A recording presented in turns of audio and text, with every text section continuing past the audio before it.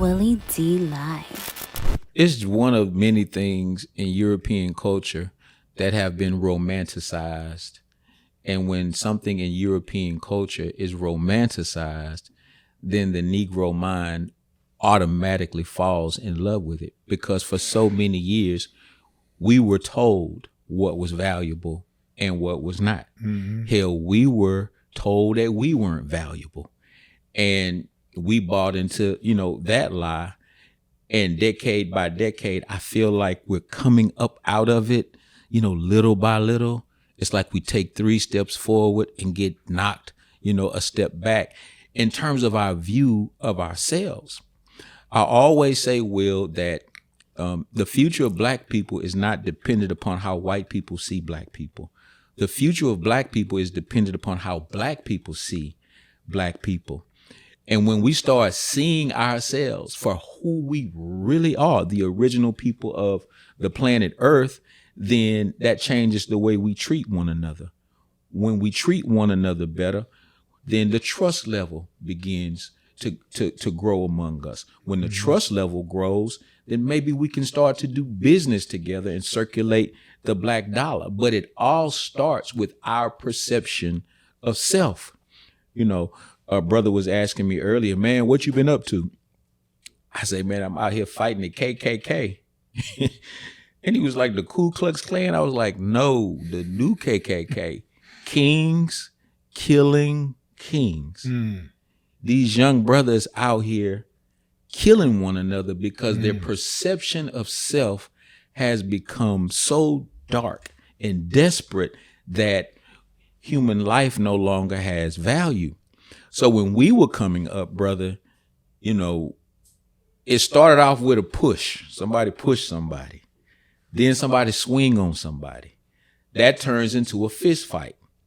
Well, if the fist fight goes too far, somebody might pick up a weapon of opportunity, hit you with a bat. Back in our day, we used to slang belt buckles, brass knuckles, right? If that goes too far, then somebody pull out a knife and cut somebody. And back then, that was pretty serious. If a black man stabbed another black man, that was pretty serious.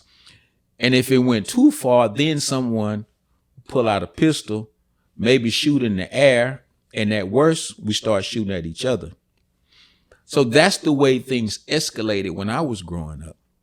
Nowadays, these youngsters, they skip the push, they skip the fist fight, they skip the weapon of opportunity, they skip the knife, they skip the baseball bat, and they go straight for the switch.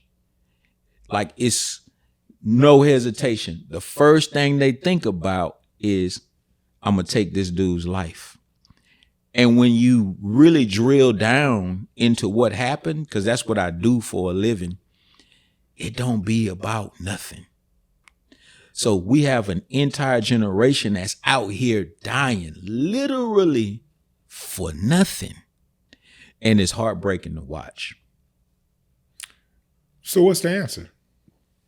Well, there is no one answer, because that is the $1 million question. What's the answer? We didn't get into this condition overnight. So we won't come up out of this condition overnight. But I believe the thing that is most important is that we as a culture has to make some adjustments. All right. I've grown to the point to where I hate the word gangster. I don't dislike it. I hate it because I think it's become one of those terms that has done more damage than good, if you understand what I'm saying. These young boys, they believe that it is a rite of passage. And not all of our young boys think like this, but I'm talking about the ones coming up in the trenches with this mindset. They think that the highest honor in their zip code is to be branded, a real one, a gangster, somebody that'll pull out a pistol and shoot you, somebody that you have to respect. And if you don't respect them, I'll take you off the planet. In certain countries in Africa, they have what's called a rite of passage. And at the end of that rite of passage, they have a standard for what is manhood. In many spaces in our culture, we've gotten to the point to where we mistaken being a gangster for being a man. And that couldn't be further from the truth. And too often we think that it's just the young brothers that's growing up in 77016, 77028, 5th Ward, Sunnyside, 77021, that's committing these acts of violence, and it's not. A lot of these young boys be from the suburbs. A lot of them come from 2-parent households. A lot of them come from families that have stable incomes, 6 figures. I'm talking about deep 6 figures.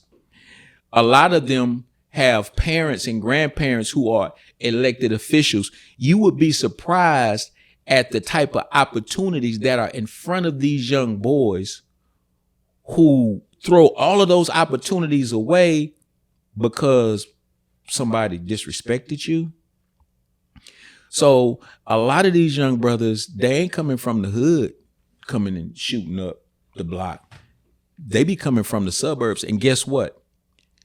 Some of them will kill you quicker than some of the young brothers from the hood. Why? Because they feel they got more to prove. So I think we have to raise the standard of manhood. And I'm just talking about with the boys, among our boys. And fathers, if you used to be in the streets and you raise your son in the gated community, don't say to your son things like, you ain't built like that. You couldn't have survived my childhood. Don't do that. Mm-hmm. Because what you're doing is you putting a battery in his back to go out and prove you wrong. And guess what? It ain't hard to do. It's not hard to shoot somebody. It's really not. Especially nowadays when the video games have already pre-programmed you to do it. The music is programming you to, it's an everyday thing as far as the thought and the idea of taking somebody's life. So don't tell your son you ain't built like that. Because think about it. Steph Curry is the greatest shooter in the NBA, probably of all times. His daddy was a shooter too in the NBA. Follow me now. The same water that bathes the brain also creates the reproductive sperm. So what you got on your mind when you produce a child affects the child's DNA.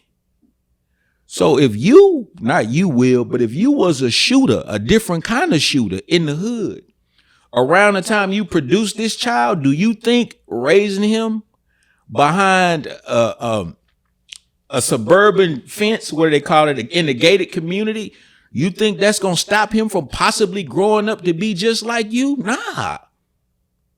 So don't tell your son you ain't built like that, because he takes it as if though you're challenging his manhood, and he'll go out and prove you wrong. And I see it every day in Harris County courthouses. Young brothers coming out the suburbs getting 20, 30 years for taking somebody's life for no reason at all.